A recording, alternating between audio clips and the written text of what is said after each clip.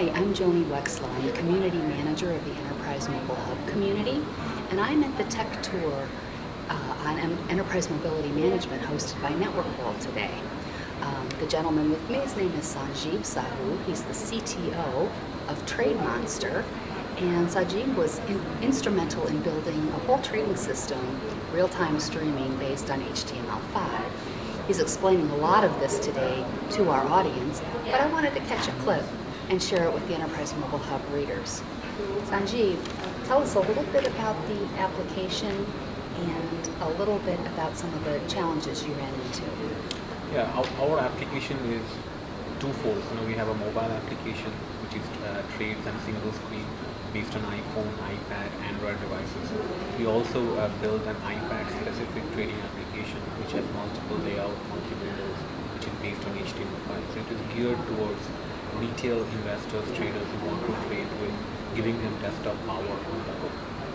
Some of the challenges with HTML5 that we faced is, as I said, when we started, we really wanted to build a common standard, both from desktop as well as mobile, because right now there is no other standard technology apart from which will work across all devices, making it device agnostic.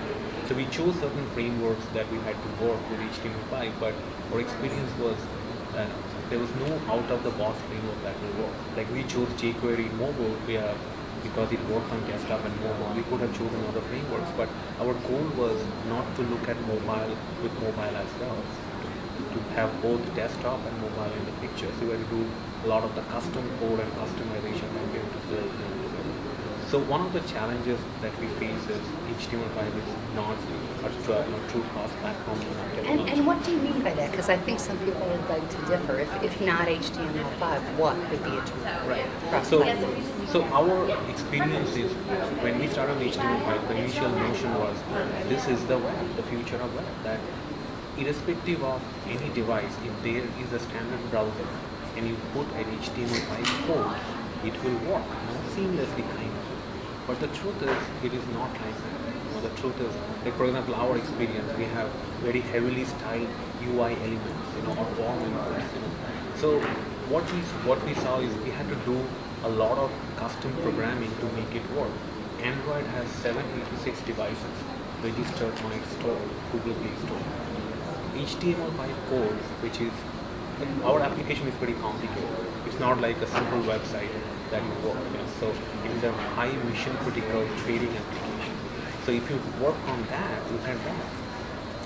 Those things had to be specified, custom coded for the Android devices.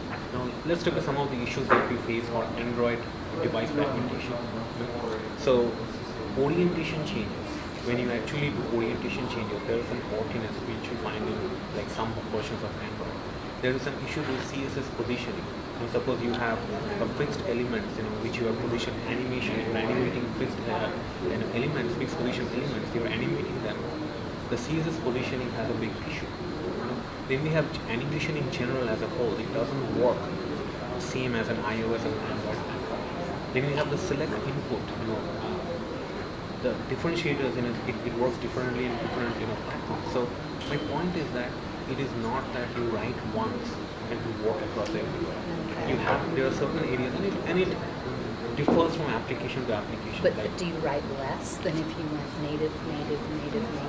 Much less, because people forget that if you go native, then you write Android code, iOS code, BlackBerry code. You also write Windows code, but you have to maintain and write that code base, which is totally different than other code bases, right? Other device code base.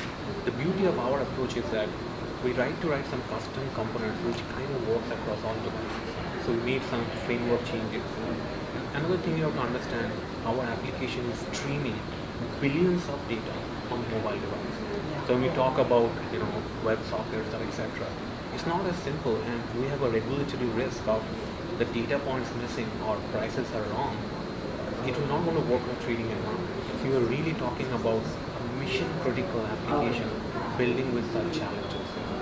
So just to be clear, could it be true for maybe a less critical application or a simpler application that there would be an out-of-the-box framework, and HTML might really be true cross-platform?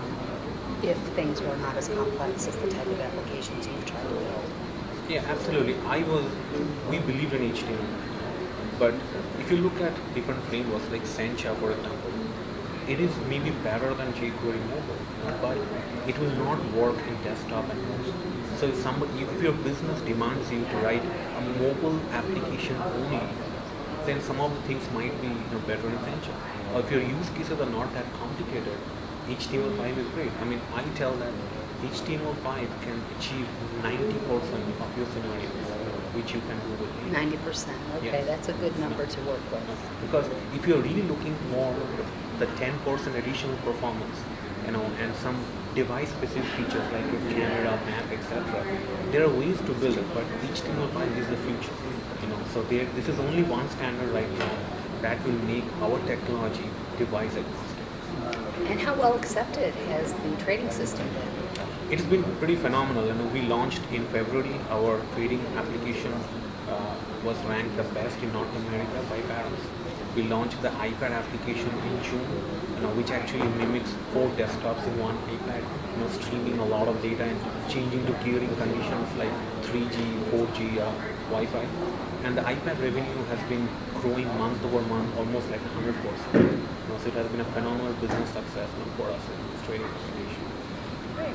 Well, thanks so much for chatting with Thank me you. today and participating in the event. Thank you. And thank you, and thank you for listening and paying attention.